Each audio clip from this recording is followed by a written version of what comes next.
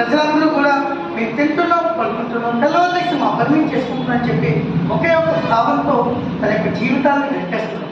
ఇందులో మనకేముందని చెప్పి మనం సందేహపడకండి.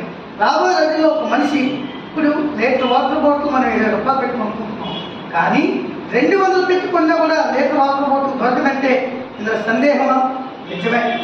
ఎందుకంటే ఉత్తరాంధ్ర ఒకప్పుడు చాలా ఉత్తమమైనటువంటి ఆంధ్రగా పెద్ద జిల్లా, కానీ నేటి తరంలో ఉత్తరాంధ్రలో ఉన్నటువంటి చదువుకున్న వాళ్ళు, చదువు రాని వాళ్ళు, చదువుకోలేని వాళ్ళు, ప్రతి ఒక్కరు కూడా ఇతర ప్రదేశాలకు వెళ్ళి మన యొక్క జీవనాన్ని గడుపుతారు. కానీ భారతదేశంలో అతి ఎక్కువ చదువులు ఉన్నటువంటి ప్రదేశం మన ఉత్తరాంధ్ర.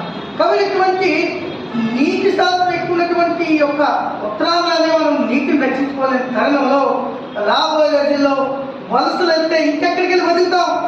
మన ప్రాంతాన్ని మనమే రక్షించుకోలేనప్పుడు, మన ప్రాంతంలో గంగామాత పుష్కలంగా ఉన్నప్పుడు ఆ గంగామాతను మనమే రక్షించుకోకపోతే మనిషి పడుకున్నప్పటి నుంచి మళ్ళీ నిద్రించేంత వరకు మనిషే కాదు ప్రతి ప్రాణమున్న జీవి కూడా నీటితో పంచభూతాలు ఎంత అవసరమో ఆ పంచభూతాల్లో ఒక భూతమైనటువంటి గంగ, అటువంటి నీరు కూడా అంత అవసరం కదా. ఇది ప్రతి మానవాళికి కూడా తెలిసే విషయం. కానీ తెలిసి కూడా మనకి అక్కడ ఏం జరుగుతున్నా కూడా మనకెందుకులే, అవి రాజకీయ నాయకులు చూస్తారు లేదా ఎవరో పట్టించుకుంటారని ధోరణితో నువ్వు ఉంటే రేపు పొద్దున్న నువ్వు కని పెంచినటువంటి పిల్లలు రేపు మీద బతుకుతారు కదా, మరి వాళ్ళు ఎట్లా బతుకుతారు?